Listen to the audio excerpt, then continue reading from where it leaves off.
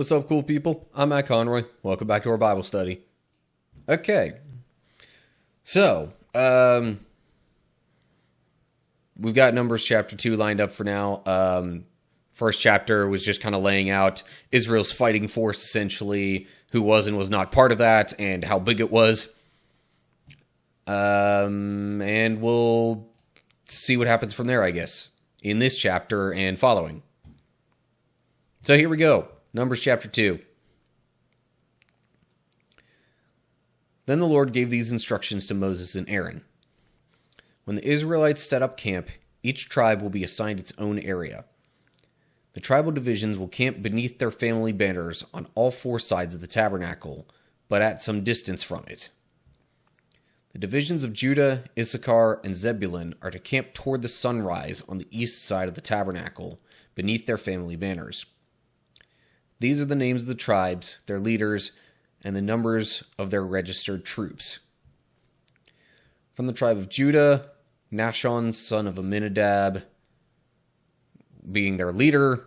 The number is 74,600.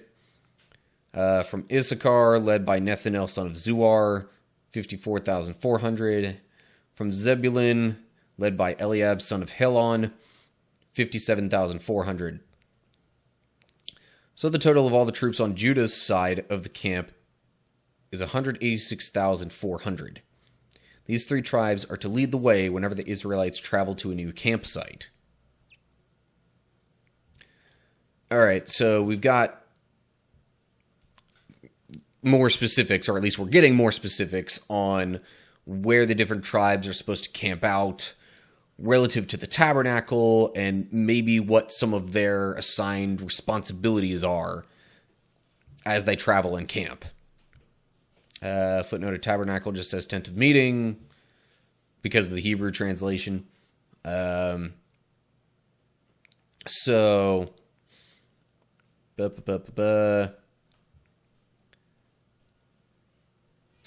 were three tribes that were going to be to the east side, totaling 186,400,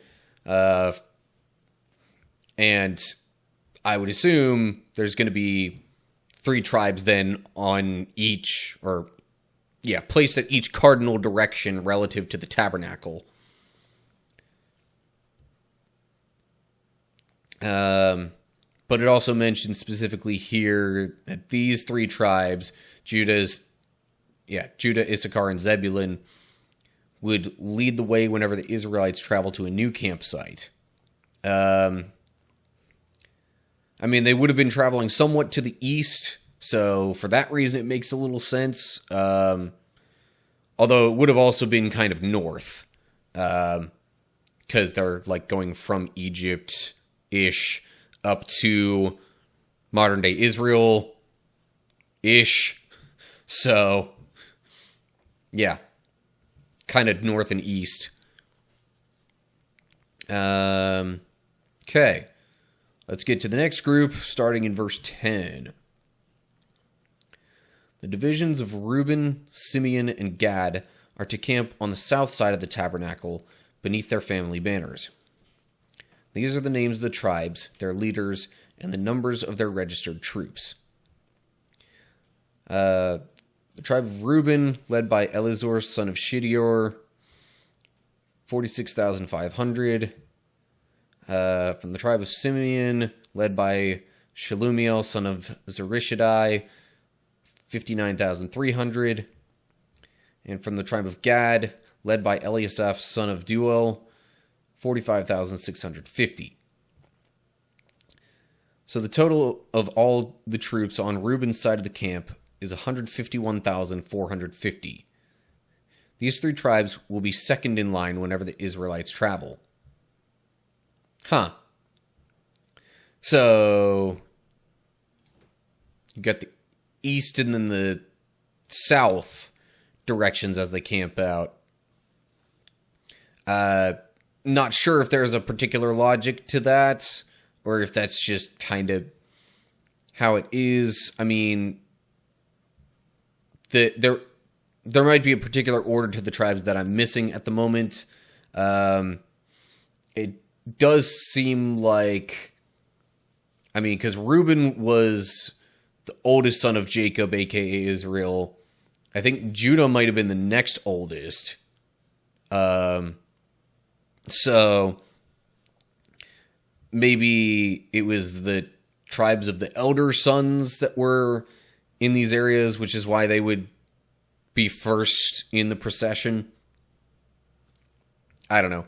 If anybody does happen to know, feel free to inform me, because any additional information and understanding of this is definitely appreciated. But I don't claim to have all the answers. I have ideas that I generally try and make sense out of it, but yeah. Anyway, then we get to verse 17. Then the tabernacle, carried by the Levites, will set out from the middle of the camp. All the tribes are to travel in the same order that they camp, each in position under the appropriate family banner. The divisions of Ephraim, Manasseh, and Benjamin are to camp on the west side of the tabernacle beneath their family banners. These are the names of the tribes, their leaders, and the numbers of their registered troops. From the tribe of Ephraim, led by Elishama, son of Ammihud, 40,500. From the tribe of Manasseh, led by Gamaliel, son of Pedazur, 32,200.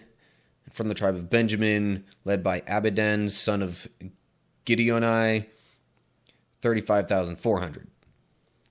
So the total of all the troops on Ephraim's side of the camp is 108,100. These three tribes will be third in line whenever the Israelites travel.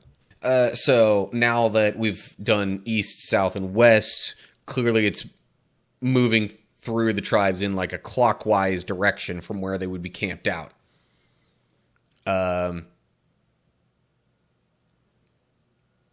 Not sure if there's too much more logic to it than that. Also, personally, still not 100% sure why, certain tribes would be camping out in certain areas.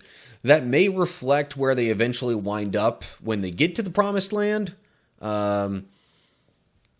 Which, that would make some sense out of it as well. But again, I'm just kind of spitting ideas here on what might be the possible reasoning behind this. Not that we need more reasoning besides God said so, but still, a lot of times God's commands and the things that he says has a logical explanation behind it. It's not just do this because I said so. But anyway, okay. Moving on to verse 25. I'll probably just read through the rest of the chapter then. The divisions of Dan, Asher, and Naphtali are to camp on the north side of the tabernacle, beneath their family banners. These are the names of the tribes, their leaders, and the numbers of their registered groups. From the tribe of Dan, led by Ahiezar, son of Ammishaddai, 62,700. From the tribe of Asher, led by Pagiel, son of Okran, 41,500. And from the tribe of Naphtali, led by Ahira, son of Anan, 53,400. So the total of all the troops on Dan's side of the camp is 157,600. These three tribes will be last, marching under their banners whenever the Israelites travel. In summary, the groups of Israel listed by their families totaled 603,550. But as the Lord had commanded, the Levites were not included in this registration. So the people of Israel did everything as the Lord had commanded Moses. Each clan and family set up camp and marched under their banners exactly as the Lord had instructed them. So, hold up. I just noticed I kind of missed a footnote here. Verse 14. Okay, so it's just saying that Deuel here was more traditionally rendered as son of Reuel, which that's what I seem to recall reading from other translations as well. But I guess there's, I don't know. I guess it's saying Duel might have been the way it was in other Hebrew manuscripts and the Samaritan Pentateuch and the Latin Vulgate and whatnot. But anyway, again, anytime there's a possible difference of translation, it'll usually include a footnote for the, just explaining that here's another phrase or term that you might see for this, or name, or whatever. Another way of translating it.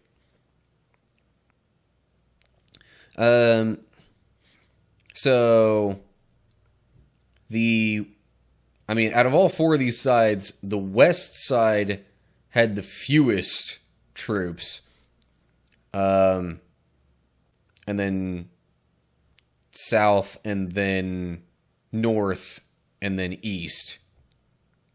Which, again, if they were traveling mostly north and east, I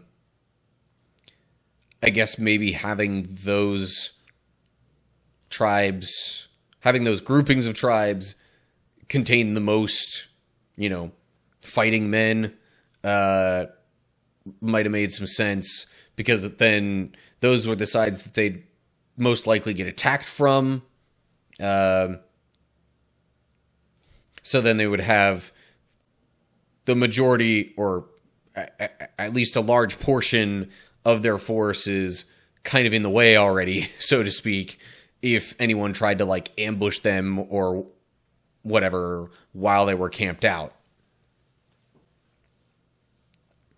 But then I guess in order to try and keep things a little bit more balanced as they traveled, the first and third most went ahead of the tabernacle. Then it was the Levites with the tabernacle. And then behind that, you had the second and fourth most number of troops. Actually, fourth and then second most. But all of that would have been surrounding the tabernacle this entire time in order to help protect the tabernacle. Because it's a very, very, very important thing. That's kind of the whole way that they do all their offerings, and in a way, a lot of their communicating with God would have come from the tabernacle, or at least taken place within the confines of the tabernacle and its broader courtyard. But anyway, yeah. Guess that kind of wraps things up for Numbers chapter 2. Alright, so that does it for now. As always, like and share if you enjoyed the video. Subscribe to the channel and click the bell to get updates when I post new videos. Look down in the description to get info on other social media pages and stuff like that. And leave comments below there with any thoughts you have. So that's going to do it for now. Hope you're all doing well. Hopefully I'll see you for the next video. But until then, stay cool, people.